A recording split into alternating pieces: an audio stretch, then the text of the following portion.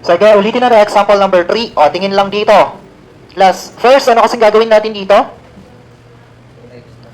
So, gagawin natin, equate natin siya sa 0. So, we have 2x plus 3 equals 0. Then, transpose lang tayo. So, magiging siyang 2x equals negative 3. Then, anong gagawin natin para maging x na lang to? Divide both side by 2. 2, cancel. O, x nyo is 3 over 2. O, by the way, may 2 to, no? Yan. Hello? O, tignan ulit to. So, yung formula natin is 3 over 2. Tapos, ganyan. Then, plus, ano yung coefficient natin dito? So, we have 1. Diba? Dito naman, wait lang. Oo, tama. Meron dapat to 0 kasi meron tayong walang power ng 1, no? Dapat may power ng 1. So, meron tayong 0. So, isulat natin, no? So, x squared. So, this is also equivalent to this. So, 0 plus, no? X minus 4. Then, minus 4. Bakit minus 4? Kasi ito is negative 4. No? Nakukuha? O, next. Anong gagawin natin? Operation tayo, no? So, bring down 1. So, 1 times negative 3 over 2. Magiging siyang negative 3 over 2 lang din. No? Tuburayin natin to. Then, pagkatapos nun, ipag-add na din sila. 0 plus negative 3 over 2. Negative 3 over 2. Then, ito, i-multiply natin dito. Ito, i-multiply dito. Pwede natin siya isulat ng pag ganito, no? Isulat nga natin dito. We have negative 3 over 2 times negative 3 over 2. So, paano kayo mag-multiply dyan? Pwede kayo mag-multiply ng diretso lang. So, kung ano yung nasa taas, i-multiply yung nasa taas. Kung ano yung nasa baba, i-multiply yung nasa baba. So, this is 3 or negative 3 times negative 3. So, this is positive 9 over... this is positive 4. Isulat natin, 9 over 4. Then, nakalagay dito, ipag-add daw natin to. Negative 4 plus positive 9 over 4. Negative 4 plus 9 over 4. Unang-unang gagawin, we have 4 times 4. Negative pala yung isa. Magiging siyang negative 16 plus 9. Saan nakuha yung plus? Ito yun. Saan nakuha yung 9? Ito yun. Nakukuha? Over 4. Next. Negative 16 plus 9. Negative 16 plus 9. Negative 7 over 4.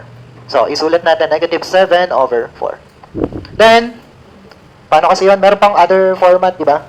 Pero liitan natin to para mas...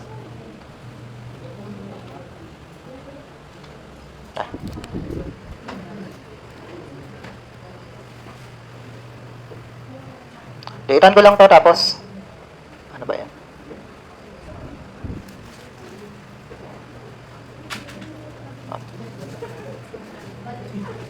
Class.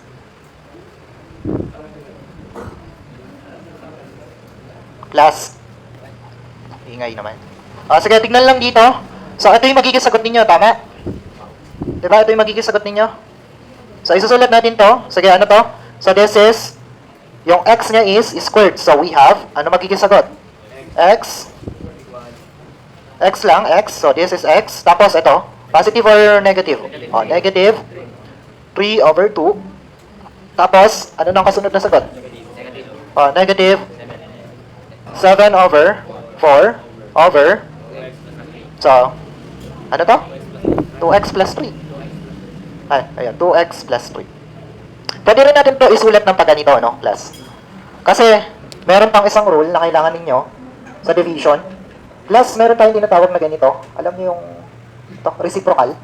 Diba, alam niyo yun? Tinuro ko yun sa inyo. Hindi. So, kung meron tayong ganyan, 1 over b over a over 1.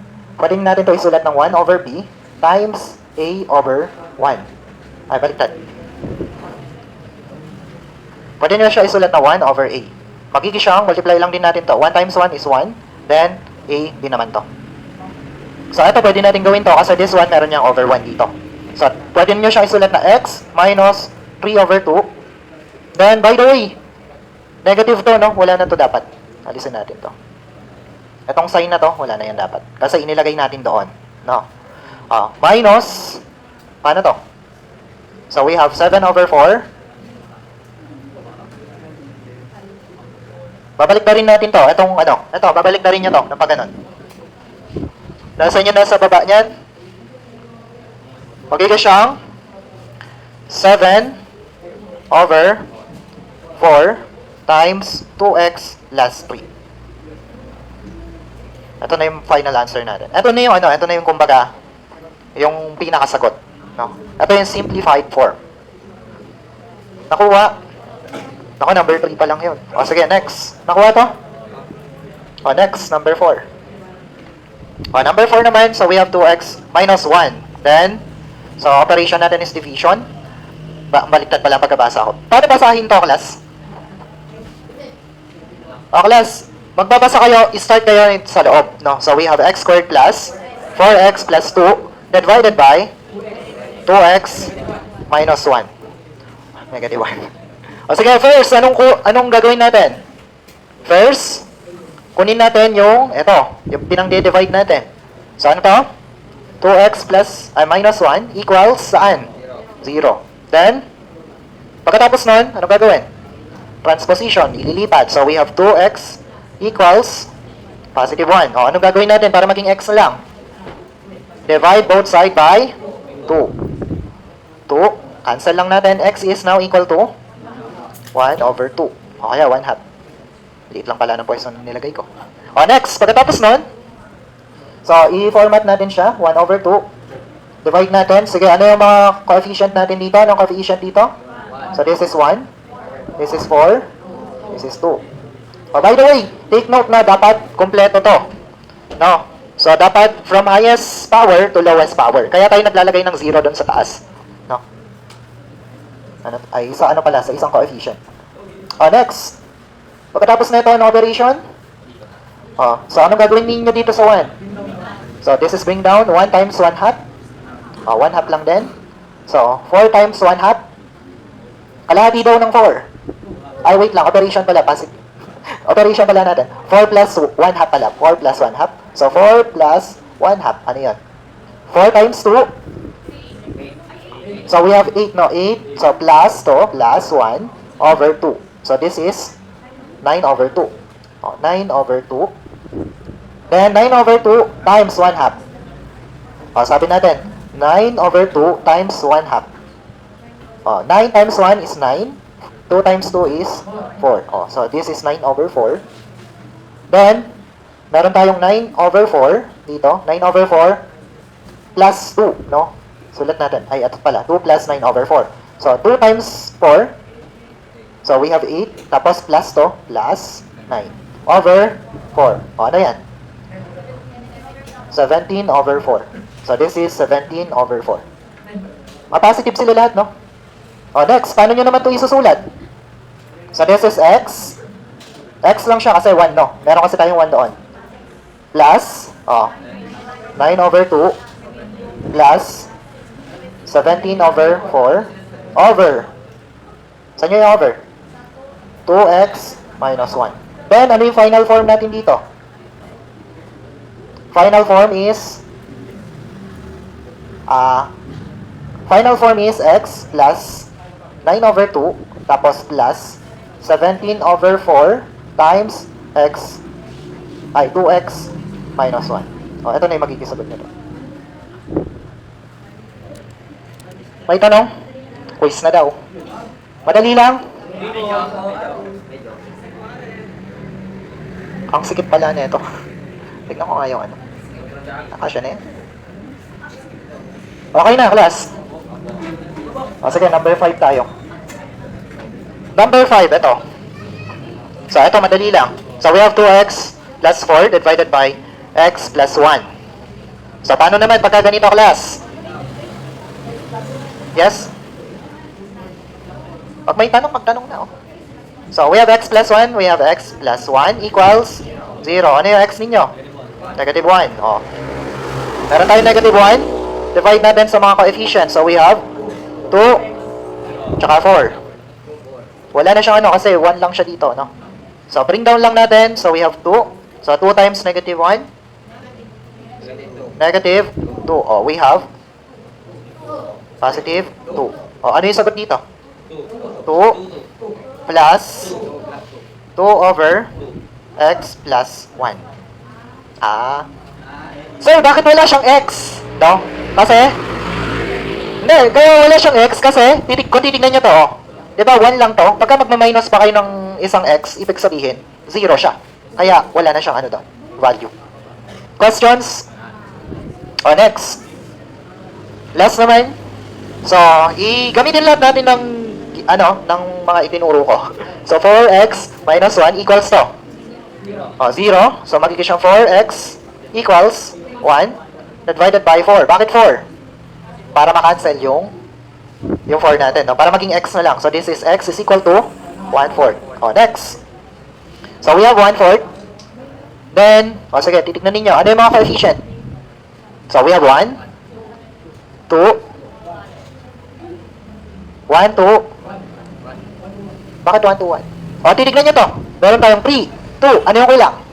Wala yung x, no? Wala yung x na, Bali, isusulat nyo to, no? X cubed plus 2x squared plus, may x, no? 0 to. No? Kasi meron tayong 1 doon. Plus 1. Parang yung number 3 lang. Nakukuha? Dapat kumpleto. So, ano yung coefficient nito?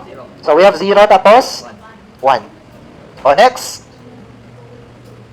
So, bring down lang natin to. 1. So, 1 times 1/4. So, this is 1/4 lang din. No. Tapos, ano yun? Sulat na natin dito. 2 plus 1/4. So, 2 times 4. So, we have 8 plus 1 over 4. So, this is 9 over 4. So, this is 9 over 4. So, 9 over 4 times 1/4. 9 over 4 times 1/4. So, 9. So 9 times 1 is 9. 4 times 4 is 16. Gagawin nyo dito 16. Ito. 9 over 16. Next, 9 over 16 times natin ulit sa 1/4. Tama nga ba yung operation na ginagawa natin? Ay, hindi. Magma-minus muna tayo. Magpa-plus muna tayo. So, this is 9 over 16 ulit. Diba? Next. 9 over 16 na naman. 9 over 16 times 1/4. 9 over 16, so we have 9. So, 64. Sulat natin 9 over 6. Pati ako nalilito na. 9 over 64. Make sure tama yung number, Kayo nagko-compute. Next. So, we have 1 plus 9 over 64. 1 times 64? 64. Plus 9. Saan nakuha yung 9? Ay, plus? Ito. Tapos plus 9, ito yung 9. Over 64. 64 plus 9? 70. 73 over 64. Ito na yung sagot. Ito yung remainder, 64. Class. Next, ano nang gagawin yan? Ano nang gagawin nyo dyan? Titan lang natin tong naging operation. Ano gagawin na dito? Bakit x? Class, 3 ito, no? Magma-minus kayo dito. Magiging siyang, we have x squared plus 9 over 4. Wait lang. X squared to. Ano kasunod ng x squared? X dapat to. Nakakuha? Plus 9 over 16. Plus, ano ba? Ayun nga, 9 over 16 na yun. We have 73 over 64 over 4x minus 1. Then, pwede natin siya isulat ng panibago. Paano siya i-simplify? So, we have x squared plus 9 over 4x plus 9 over 16 plus 73 over 64. Tapos, quantity, no? 4x minus 1. Questions? Ito na yung sagot nyo dyan. Class questions? Wala.